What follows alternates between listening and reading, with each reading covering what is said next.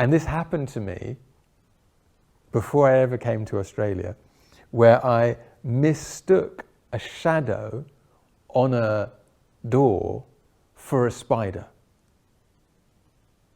Why that happened when I had never yet encountered spiders, hand-sized spiders, I don't know. But having been to Australia, I had seen the huntsman and the other kind of spiders. They actually do exist. But I remember, I was like, I don't know, it must have been 13, 14, I don't know. I woke up,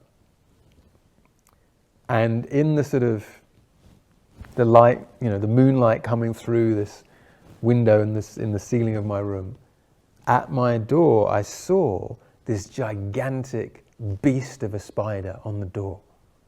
I was like, and I knew I couldn't possibly go back to sleep. I couldn't just leave that, because if I went back to sleep, I'd wake up like trapped in a web and it would be just sucking the life out of me. It was in that moment, this is not a very Buddhist thing, but in that moment I was thinking it's them or me, it's it or me. And so I rolled up my Captain America annual and approached the door, ready to strike, never taking my eyes off. And as I get closer, I realize, oh, there's just a hook and a shadow. There never was a spider. Never was a spider. Shantideva, in his example, walking along, it's at dusk, not very good light. Oh, who's that? Is there someone hiding behind that tree? And then he approaches, and it's just a pile of stones. What's this got to do with anything, you might be wondering?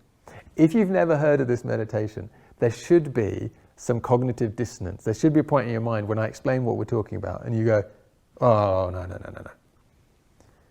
Because in these analogies, I, the person we think we are, this self, is the spider, is the person. We have a notion of who we are, don't we? We have a very strong notion of who we are. And if you're not sure you have a strong notion of who we are, there's a few ways that can become very clear. You can ask all of your friends and colleagues to write a description of you. When you read them, you think, well, that's not me at all. Like, I thought they knew me. That's not me at all. Or, oh, that's lovely. I wish I was like that. That's not me. We have this very strong notion of who we are. That we are. Again, we really do. But if there's any doubt, then whenever we've been in a moment of jeopardy, you know, when you almost step out into the road and a car comes past. Oh, goodness. Or you almost slip down a flight of stairs or something. There's this very definite sense of I am.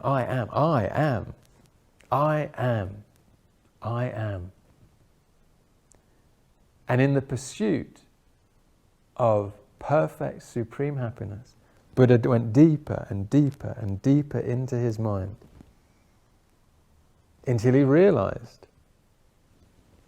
this self, which is at the hub of all of our agitated minds, because all of our agitated minds are about me. What about me?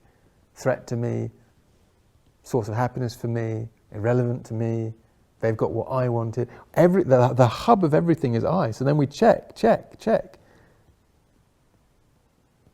And the crazy thing that we discover, there isn't an I. In the way that you approach the spider, and there's no spider there. Oh. You approach the stones. There's no stones. There's no person there. There's no person. There's no I. There's no I. Initially, maybe you think, oh. But in that experience, when we get it, is the most bliss you can imagine. The freedom. We are not anything but an idea. We're not anything but an idea. And an idea can be anything. There is nothing about ourselves that we are trapped with. The self is infinitely malleable. We can become Buddha. In that moment, when we realize I is just a thought, there isn't a target for all this pain that the self-grasping, self-cherishing mind has been magnetically attracting. There's nothing for it to hit. There's no self. We are not trapped. We are not defined. We are not our history. We are not our faults. We're not even limited by the qualities we think we have. We are imagination.